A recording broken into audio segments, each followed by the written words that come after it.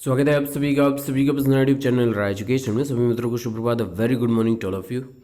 36,590 भर्ती विद्यालय आवंटन संबंधित तमाम आप लोगों के प्रश्नों के उत्तर में मैंने एक वीडियो कल बनाई थी। उसके बाद मैंने बोला था कि अभी ये पहली वीडियो है और कई और भी विश्लेषित वीडियो आएगी। तो आज है मंडे और आज से चॉइस फिलिंग का कार्यक्रम जो है स्टार्ट हो चुका होगा। उससे पूर्व आप सभी को ये वीडियो देखना इसलिए अति आवश्यक है, इसलिए मॉर्निंग में इसको वीडियो को मैं शूट कर रहा हूँ। विद्यालय आवंटन में ध्यान रखने योग्य बातें क्या क्या, उस पर बातचीत करूँगा। कौन कौन से डॉक्यूमेंट ले जाने हैं आपको, इस पर बहुत इंपॉर्टेंटली चर्चा करूँगा। गुणांक कौन सा सही है, काउंसलिंग वाला या कोई अन्य जगह पर जो आपने या अपने से जो डाटा फीडिंग का कार्य किया है या आपने अपने से जो कैलकुलेट किया है वो। स्कूल चॉइस लिस्ट कैसे मिलेगी और पहले ज्वाइन करने वाले सीनियर होंगे, बाद में ज्वाइन करने वाले जूनियर होंगे, ऐसा कुछ है क्या प्रावधान। तमाम तरीके के आप लोगों के प्रश्न हैं।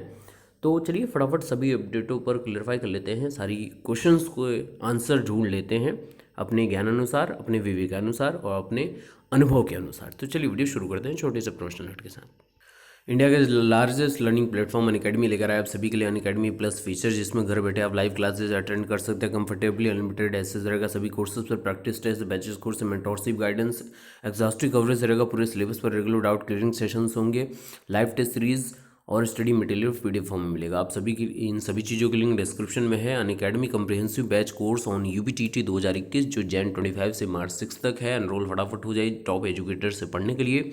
Final marathon series for seated 2021 जो 24 जैन से स्टार्ट होकर 30 जनवरी तक स्ट्रेट फॉरवर्ड चलेगा टॉप एजुकेटर के द्वारा। और आप सभी क्रैक अपना सीटेड 2021 कर सकते हैं।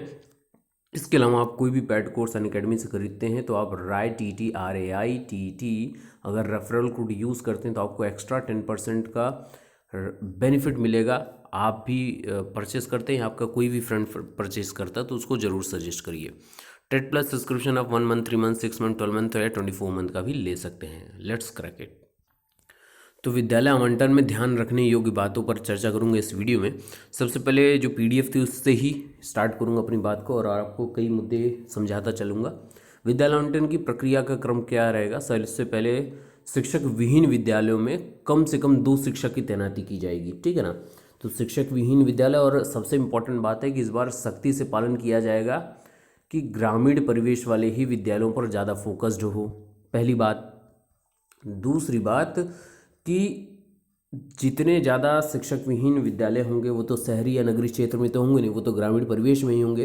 तो मैक्सिमम जो विद्यालय मिलेंगे आज पीएच या महिलाओं को, वो ज़्यादा शिक्षक विहीन होंगे। तो इसमें ज़्यादा संभावना ये बन जाएंगी कि आपको एज अ इंचार्ज भी अपॉइंट होना हो सकता है, ड्यूटी पदभार ग्रहण करना पड़ सकता है। इंचार्ज के रूप में आपको ये अपना जो कार्यकाल है वो स्टार्ट करना पड़ सकता है। तो इसके लिए बहुत ही आपको सीरियस कैंडिडेट बनना पड़ेगा, बहुत ही सीरियसली सारी चीज़ों को एक्सेप्ट करनी पड़ेंगी। और नया दौर है, नए जीवन की शुरुआत करके समझिएगा और ज़रूर एक्सेप्ट करिएगा। बहुत ढेर सारे अनुभव मिलेंगे और आने वाले समय में आपको बहुत ही इसका लाभ मिलने वाला है। दूसरी इम्पॉर्टेंट बात, सबसे पहले क्या होगा, शिक्षक विहीन विद्यालय इन द सेंस कि वहाँ पर शिक्षा मित्र या अनुदेशक कार्य करते होंगे, ठीक है ना। वहाँ पर शिक्षा मित्र या अनुदेशक होंगे लेकिन कोई सहायक अध्यापक नहीं होगा। तो सहायक अध्यापक के तौर पर आप ही जाएंगे वहाँ पर और आप ही वहाँ पर सर्वा होंगे, पहली बात। दूसरी बात, उसके बाद एकल शिक्षा विद्यालय का क्रम आएगा और फिर कम से कम उसमें एक सहायक अध्यापक होंगे और आप भी चले जाएंगे वहाँ पर। फिर उसके बाद 2 शिक्षकों वाले विद्यालय में यदि रिक्तियों की आवश्यकता होगी तो छात्र अध्यापक अनुपात सर्वाधिक जहाँ पर होगा वहाँ पर आपकी तैनाती की जाएगी।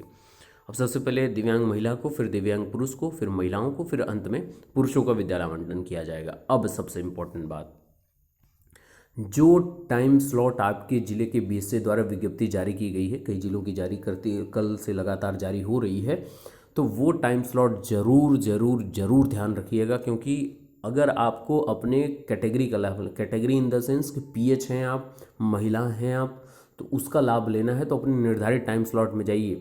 अगर आप निर्धारित टाइम स्लॉट में नहीं जाते हैं तो बहुत इम्पोर्टेंट समझ लीजिए, या अनुपस्थित हो जाते हैं, मैं एक स्पष्ट बात आपसे बता रहा हूँ, अगर आपकी अनुपस्थिति दर्ज हो जाती है तो आपको कोई लाभ नहीं मिलेगा। जो भी शासन के जरिए विद्यालय आवंटित तो होगा वो आपको लेना ही लेना है। इसीलिए बोल रहा हूँ निर्धारित टाइम स्लॉट में। जैसे आज 25 है तो 25 तारीख को 10 बजे से 11 बजे 12 बजे 2 बजे में पहले दिव्यांगों जिसमें दिव्यांग महिला और पुरुष दोनों को बुला लिया जाएगा। फिर वहीं पर फिर 25 तारीख वहीं दूसरे टाइम स्लॉट में महिलाओं को आपके विद्यालय विकल्पों का चुनाव करना होगा। तो इस बात का बहुत विशेष तरीके से ध्यान रखना है कि अपने निर्धारित टाइम स्लॉट में फिर 27 तारीख को पुरुषों को कई जिलों में 25 में ही पुरुषों, क्योंकि निर्धारित संख्या के ऊपर डिपेंड करता है। कहीं जिन जिलों में नंबर ऑफ कैंडिडेट ज़्यादा हैं तो वहाँ पर दोनों दिवसों का यूज़ किया जा रहा है। जहाँ पर नंबर ऑफ कैंडिडेट कम है वहाँ पर एक ही दिवस में 5 तारीख को ही सारी चीज़ें फुलफिल कर दी जा रही हैं, कंप्लीट कर दी जा रही हैं। इसका बहुत अच्छे से ध्यान रखिएगा। और सबसे इम्पॉर्टेंट बात है कि आपको ले कर क्या जाना है, इस बात को बहुत अच्छे से ध्यान रखिएगा। विद्यालय आवंटन के लिए, विद्यालय चुनाव के लिए, चॉइस फिलिंग के लिए आपको अपना नियुक्ति पत्र अपने साथ रखना पड़ेगा और अपना आईडी प्रूफ। ये दो चीज़ आपको विद्यालय आवंटन के लिए ले कर जाना है। ठीक है, क्या ले जाना है? नियुक्ति पत्र। और फिर से बता दूं, नियुक्ति पत्र, आईडी प्रूफ आपको लेके जाना है। जो भी आईडी प्रूफ आपके पास हो वैलिड। आईडी प्रूफ में आधार कार्ड हो सकता है, पैन कार्ड हो सकता है, वोटर आईडी हो सकती है, ईटीसी कुछ भी। अब यहाँ पर बहुत ध्यान से समझिएगा कि जो भी आपको चीज़ें अब ओरिजिनल मिलती जाएंगी। जैसे आपके पास नियुक्ति पत्र होगा वो ओरिजिनल होगा, तो ओरिजिनल कहीं भी जमा नहीं करना है, सब जगह उसकी फ़ोटो स्टेट चलेगी। फिर इसके बाद अभी आपको आज से क्या मिलेगा? विद्यालय आवंटन वाला लेटर मिलेगा, वो भी ओरिजिनल अपने पास रखना, उसकी फ़ोटो कॉपीज़ करा लीजिएगा। बहुत ध्यान समझिएगा, बीआरसी जाते जाते आपको उसकी फ़ोटो स्टेट करा लेनी है। ठीक है, ओरिजिनल अपने पास रखिएगा। तीसरा जो ओरिजिनल डॉक्यूमेंट आपको अपने पास रखना है वो है प्रधानाध्यापक द्वारा जो आख्या लिखी जाती है कि आप सहायक अध्यापक तौर पर निर्धारित, आप इन्होंने पदभार ग्रहण किया है मेरे प्रधानाध्यापक के उपलब्ध होने के अवसर पर, इस बीओ, इस खंड शिक्षा अधिकारी के अवसर पर। तो ये जीवन पर्यंत आपको ये तीनों चीज़ों को बहुत संभाल के रखना है। इनकी भी फ़ोटो स्टेट करा लीजिएगा। इन तीनों चीज़ों को, किसको? आपका नियुक्ति पत्र का ओरिजिनल, आपके विद्यालय आवंटन का ओरिजिनल, और आपका जो प्रधानाध्यापक लिखेंगे वो आख्या, ये तीनों चीज़ों को बहुत ही संभाल के रखना है। ये आपके जीवन पर्यंत काम आएंगी। ठीक है ना?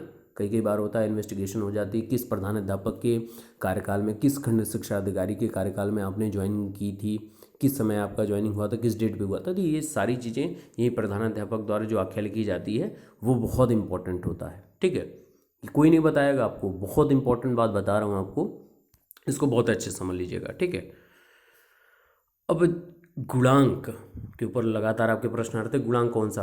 अगर आपने काउंसलिंग कराई होगी तो आपको पता होगा कि गुणांक बहुत अच्छे से वहाँ पर काउंसलिंग सेंटर के बाहर लगा हुआ था। ठीक है, वही गुणांक आपका निर्धारण करेगा। जैसे आपने गुणांक निकाला, आपका आ रहा मान लीजिए 71.56 आ रहा है। काउंसलिंग सेंटर पे गए थे तो उस वहाँ पे लिखा था 71.58। ठीक है, तो ये 71.58 के ही निर्धारण के ऊपर कार्य होगा।